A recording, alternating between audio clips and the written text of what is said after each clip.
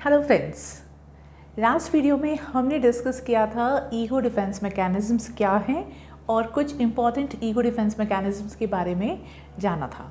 चलिए अब कंटिन्यू करते हैं, कुछ और ईगो डिफेंस मैकेनिज़म्स के बारे में जानने की कोशिश करते हैं।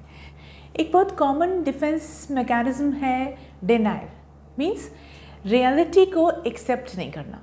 बहुत सारे लोग इस डिफेंस को यूज़ करते हैं, जैसे कि जब भी कुछ ऐसी बात होती है जिस पर आप विश्वास नहीं कर सकते, पहली बार में आप सबसे पहले उसको मानने से मना कर देते हैं। We refuse to accept any fact और रियलिटी। जैसे एक हिंदी फिल्मों का एग्जाम्पल है कि पुलिस आकर कहती है कि आपका बेटा चोरी करते हुए पकड़ा गया, तो माँ कहती है नहीं, ये नहीं हो सकता, मेरा बेटा चोर नहीं हो सकता। तो यहाँ पे सबसे पहला जो रिएक्शन होता है कि पर्सन रिफ्यूज़ कर देता है उस रियलिटी को एक्सेप्ट करने से या उस फैक्ट को एक्सेप्ट करने से जो कि पेनफुल होती है या एंग्जाइटी प्रोवोकिंग होती है। तो सबसे आसान है कि हम रियलिटी को एक्सेप्ट ही नहीं करें। ऐसा अक्सर और भी कई जगह देखा गया है कि जैसे अगर किसी पर्सन को एड्स या कैंसर डायग्नोस होता है और वो पर्सन सबसे पहले ये मानने से मना कर देता है कि मुझे इस तरह की बीमारी हो सकती है, तो वो ये कहेंगे कि नहीं, मुझे इस रिपोर्ट पर विश्वास नहीं है या मुझे इस डॉक्टर पर बिलीव नहीं है, मैं दोबारा किसी सेकेंड ओपिनियन के लिए जाते। तो इसके अलावा जो ड्रग एडिक्ट्स होते हैं या जो एल्कोहलिक्स होते हैं, अगर उनको ये बताया जाता है कि आप बहुत ज़्यादा एल्कोहल कंज्यूम करते हो या ड्रग एडिक्ट्स हो, तो वो सबसे पहले ये कहेंगे नहीं, मैं नहीं हूँ ड्रग एडिक्ट, मैं तो इतनी नहीं पीता कि ये एडिक्शन नहीं है मेरा, ये तो मैं फ़न के लिए पीता हूँ। So this is denial when a person refuses to accept any fact or reality. So another very commonly used defense mechanism is reaction formation, means adapting just opposite behavior pattern. सामने से कुछ और, पीछे से अंदर से कुछ और। ऐसे बहुत सारे लोग होते हैं। अक्सर हमने देखा है कि बहुत सारे रिलीजियस पर्सन जो अपने आप को बहुत रिलीजियस बताते हैं, भगवान के भक्त बताते हैं, लेकिन जब असलियत पता चलती है कि आपको उनके बारे में कि वो लोग कुछ और बिल्कुल ऑपोजिट बिहेवियर पैटर्न्स में इंडल्ज थे। So they try to conceal their desire for sex with morality और रिलीजियस एटीट्यूड और रिलीजियस बिहेवियर। सो वो अपने आप को रिलीजियस एंड इस तरह के मॉरली हाई पर्सन शो करके प्रोटेक्ट करते हैं अपनी इस तरह की डेंजरस डिज़ायर्स को। या इसके अलावा जैसे क्रूअल हैं बहुत ज़्यादा, लेकिन वो दूसरों के सामने दिखाएंगे कि वो कितने काइंड हार्टेड हैं। सो रिएक्शन फॉर्मेशन में पर्सन अपनी इन डेंजरस डिज़ायर्स को कंसील करने के लिए, छुपाने के लिए ऑपोजिट बिहेवियर पैटर्न्स जो कि सोशली एक्सेप्टेबल हैं या अच्छे हैं, पॉजिटिव हैं, वो शो करता है।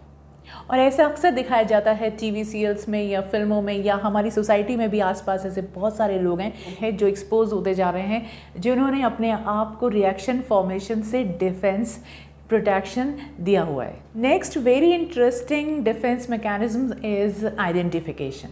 फ्रेंड्स, हम सबको अच्छा लगेगा अगर हम पॉपुलर होते हैं, फेमस होते हैं, लेकिन ज़्यादातर लोग ये चाहते हैं कि खुद के बेसिस पे हों, अपने दम पर, अपनी क्वालिटीज़ के बेसिस पे वो पॉपुलर हों या बड़े बने। लेकिन कुछ लोग ऐसे हैं जो बहुत इन्फीरियर तो हैं, लेकिन उनके अंदर ये डिज़ायर है फेमस होने की। तो आपको पता है वो लोग क्या करते हैं? वो लोग किसी फेमस पर्सनैलिटी को कॉपी करते हैं, जैसे उसकी हेयर स्टाइल को कॉपी कर लेना या फिर उसके ड्रेसिंग को कॉपी कर लेना, और इस तरह से वो अपने आप को ये शो करते हैं कि वो उस पर्सन, उस फेमस सेलिब्रिटी या उस फेमस पर्सनैलिटी जैसे दिख रहे हैं। हम सब अक्सर ऐसे देखते हैं कि लोग फेमस पर्सनैलिटीज़ जैसे सलमान खान है, उनकी हेयर स्टाइल को कॉपी करते हैं और उनको लगता है कि वो सलमान खान जैसे दिख रहे हैं। तो ये क्या है? ये है एक डिफेंस आइडेंटिफिकेशन, जिससे एंड एक्सट्रीम स्टेजेस में तो कई लोग ये मान ही लेते हैं कि वो फेमस पर्सनैलिटी बन चुके हैं। ऐसे बहुत सारे एग्जाम्पल्स आपको मिलेंगे जो जूनियर सचिन तेंदुलकर या जूनियर राजेश खन्ना या जूनियर अमिताभ बच्चन के नाम से अपने आप को प्रोजेक्ट करते हैं। फ्रेंड्स, आइडेंटिफिकेशन डिफेंस मैकेनिज्म वही लोग यूज़ करते हैं दोज हु फील इन्फीरियर, मतलब उनको पता है कि उनकी पर्सनैलिटी में इतना दम नहीं कि वो खुद के बेसिस पे फेमस हो सके। आपने देखा होगा बहुत सारे लोग सेलिब्रिटीज़ के साथ में सेल्फीज़ लेते हैं, या किसी फेमस पॉलिटिशियंस के साथ में, या मिनिस्टर्स के साथ में, या किसी भी बड़े आदमी के साथ में जाके सेल्फी लेते हैं और फिर उसको वो अपनी फेसबुक पे या सोशल मीडिया जो भी प्लेटफॉर्म्स हैं उन पे वो शो करते हैं कि मैं उस फेमस पर्सनैलिटी के साथ में हूँ। इट मीन्स कि मैं उससे जुड़ा हुआ हूँ। तो अब उसके फ्रेंड्स क्या कहेंगे, अरे वाह तुम तो बहुत बड़े आदमी हो, तुम तो इस सेलिब्रिटी के पास में खड़े हो, तो ये सेलिब्रिटी तुमको जानता होगा, तुम इतनी बड़ी तुम्हारी इमेज है, इतनी बड़ी तुम्हारी अप्रोच है। तो इस तरह से क्या मिलता है, उनको एक सपोर्टिव वैल्यू मिलती है। मतलब उनके अंदर खुद में तो कोई ऐसी बात थी नहीं, लेकिन इससे उनकी एक सपोर्टिव वैल्यू ऐड हो गई कि वो थोड़ा फेमस हो गए। और ये एक तरह की डिफेंस है जिसमें पर्सन अपनी पॉपुलैरिटी को इंक्रीज़ करने के लिए इस तरह के स्टंट्स यूज़ कर रहा है। Next very important defence mechanism is repression. हम सब की कुछ ना कुछ डिज़ायर्स होती हैं, लेकिन कुछ डिज़ायर्स बहुत डेंजरस होती हैं या अनएक्सेप्टेबल होती हैं। तो जब हमारा ईगो क्या करता है, उन जो डिज़ायर्स को फुलफ़िल नहीं कर सकता या उनका होना कॉन्शियस माइंड में बहुत ख़तरा हो सकता है, तो वो उन डिज़ायर्स को बरीड कर देता है, मतलब दफन कर देता है, आउट ऑफ कॉन्शियसनेस अनकॉन्शियस रेलम में भेज देता है, जिनको हम साइकोलॉजी में कहते हैं दमित इच्छाएं, रिप्रेस्ड डिज़ायर्स। फॉर एग्ज़ाम्पल, एक पर्सन है, एक एम्प्लॉय है मान लेते हैं, और उसका बॉस बहुत ज़्यादा क्रूअल है, बहुत ज़्यादा उसको डांटता फटकारता रहता है। तो इस एम्प्लॉय के मन में बार बार ऐसा आता है कि मैं इसका गला दबा दूँ, मैं इसका खून कर दूँ, मर्डर कर दूँ। अब फ्रेंड्स ये देखिए, अगर हम सोचते हैं कि ये डिज़ायर है, ये बहुत ख़तरनाक डिज़ायर है, और इस तरह की जो डिज़ायर्स हैं वो दिमाग में आना मतलब कि हमारे लिए बहुत डेंजरस हो सकता है। तो हमारा ईगो क्या करेगा कि इस डिज़ायर को वो रिप्रेस कर देगा इस डिफेंस के थ्रू। और सबसे इंटरेस्टिंग बात ये है कि जो रिप्रेशन प्रोसेस है इटसेल्फ इज़ अनकॉन्शियस। एक व्यक्ति को कॉन्शियसली पता भी नहीं होता कि उसके अंदर, उसके अनकॉन्शियस में कितनी रिप्रेस डिज़ायर्स हैं और किन किन डिज़ायर्स को उसके ईगो ने अनकॉन्शियसली रिप्रेस कर दिया। हमारे अनकॉन्शियस में इस तरह की ढेरों unfulfilled and painful wishes, desires होती हैं जिनका हमें पता नहीं होता है, लेकिन कुछ ड्रीम्स के फॉर्म में या स्लिप ऑफ टंग के फॉर्म में वो जो रिप्रेस डिज़ायर्स हैं, दमित इच्छाएं हैं, वो व्यक्ति को अपने एग्जिस्टेंस का प्रूफ देती हैं, वो बताती हैं कि I am still there. Friends, repression एक बहुत डिटेल्ड टॉपिक है जिसको हम आगे आने वाले वीडियोस में डिटेल में डिस्कस करेंगे। चलिए अब बात करते हैं नेक्स्ट डिफेंस मैकेनिज्म, सप्रेशन के बारे में। फ्रेंड्स, सप्रेशन एग्जैक्टली रिप्रेशन जैसा होता है, लेकिन एक बस डिफरेंस है कि जहाँ पे रिप्रेशन अनकॉन्शियस लेवल पे होता है, जिसमें व्यक्ति को पता नहीं होता है कि उसकी कौन सी विश को ईगो ने रिप्रेस कर दिया है, वहीं सप्रेशन में पर्सन खुद एक्टिव एफर्ट्स करता है, उन चीज़ों को, उन बातों को भुलाने की कोशिश करता है जो पेनफुल हैं, जो एंग्जाइटी प्रोवोकिंग है। फॉर एग्जाम्पल, एक पर्सन है और उसकी लाइफ का एक इवेंट उसको बहुत परेशान करता है। वो जो याद है, जब भी वो याद करता है उस इवेंट के बारे में, उसको बहुत दुख होता है, तकलीफ़ होती है, एंग्जाइटी होती है। तो वो पर्सन क्या करेगा, उसको भुलाने की कोशिश करेगा, उसको कहेगा कि मुझे याद नहीं करना, वो दुख भरी याद, वो दुख भरे लम्हे मैं याद नहीं करना चाहता, मैं उसका नाम नहीं लेना चाहता। तो इस तरह से करने से क्या हो रहा है, पर्सन उस थॉट को भूलने की कोशिश कर रहा है एंड ये हो रहा है सप्रेशन। हम सब ऐसा करते हैं, जब भी कोई चीज़ ऐसी होती है जिसको याद करके हम बार बार दुखी होते हैं, तो हम क्या करते हैं, उस पर ध्यान नहीं देते और बोलते हैं कि ध्यान इधर उधर करो। तो उस टॉपिक से हम हमारे कॉन्सेंट्रेशन को दूसरे किसी पॉइंट पर या आइडिया पे डाइवर्ट करते हैं, तो ये है सप्रेशन। और ये कॉन्शियसली पर्सन खुद करता है, जो भी उसकी इस तरह की पेनफुल सैड मेमोरीज होती हैं, विशेस होती हैं, उनको वो याद नहीं करना चाहता, उनको वो भुला देना चाहता है। Another very interesting defence mechanism is sublimation. Friends, ये एक बहुत पॉजिटिव डिफेंस मानी जाती है। इसमें पर्सन अपनी अनफुलफिल्ड डिज़ायर्स को रीडायरेक्ट करता है सोशली अप्रूव्ड वे में। जैसे बहुत सारे एग्जाम्पल हैं आर्ट के या लिटरेचर के या पोइट्री के।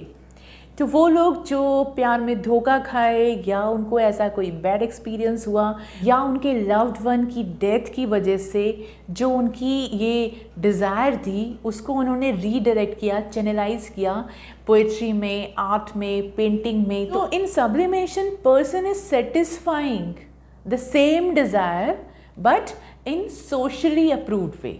जैसे कि एक पोएट है तो वो अपनी पोएट्री में, शायरी में अपने बिलव्ड को बहुत याद करता है और उस बेसिस पे बहुत सारी शायरी करता है, बहुत सारी पोएट्री करता है। तो वो अपनी इस डिज़ायर्स को सेटिस्फाई कर रहा है literature and art and poetry के थ्रू। सो हमारी सोसाइटी में जितना भी आर्टिस्टिक वर्क है आप देखिए उसके पीछे कहीं ना कहीं ये एक डिफेंस सब्लिमेशन वर्क कर रही होती है। Another defence is regression.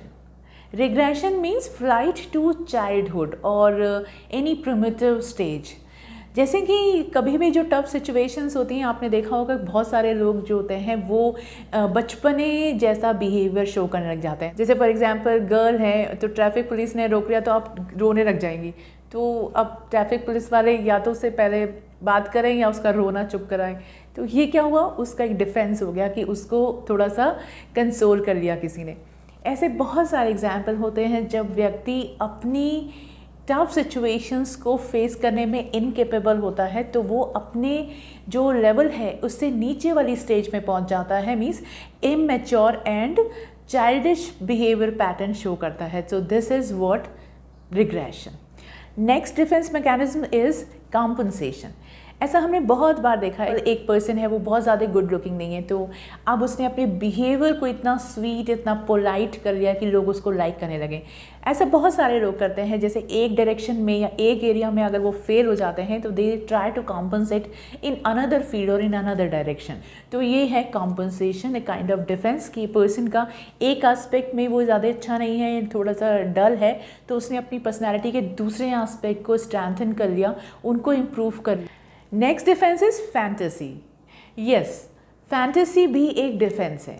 बहुत सारे ऐसे लोग होते हैं जो फैंटेसी या डे ड्रीमिंग में इन्वॉल्व रहते हैं। मैक्सिमम टाइम वो उन चीज़ों के बारे में सोचते रहते हैं या इमेजिन करते रहते हैं जिनको वो रियल लाइफ में अप्रोच नहीं कर सकते या अचीव नहीं कर सकते। सो वो अपने आप को सिर्फ फैंटेसी के थ्रू सेटिस्फाई करते हैं, ग्रेटिफाई करते हैं।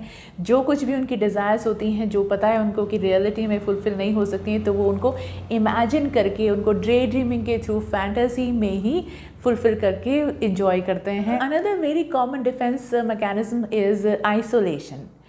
आइसोलेशन मीन्स आपने बहुत सारे ऐसे लोगों को देखा होगा, जैसे एक पॉलिटिकल पार्टी है और उसके किसी मेंबर ने कोई एक ऐसा बयान दे दिया जो कि बहुत ज़्यादा कंट्रोवर्शियल है, तो अब दूसरे पार्टी मेंबर्स या पार्टी क्या वर्डिक्ट देगी कि हमारा इस बयान से कोई लेना देना नहीं है, या बहुत बारी तो ऐसा भी कह देता है कि हमारे इस पर्सन से ही कोई लेना देना नहीं है, उसको पार्टी से निकाल भी देते हैं।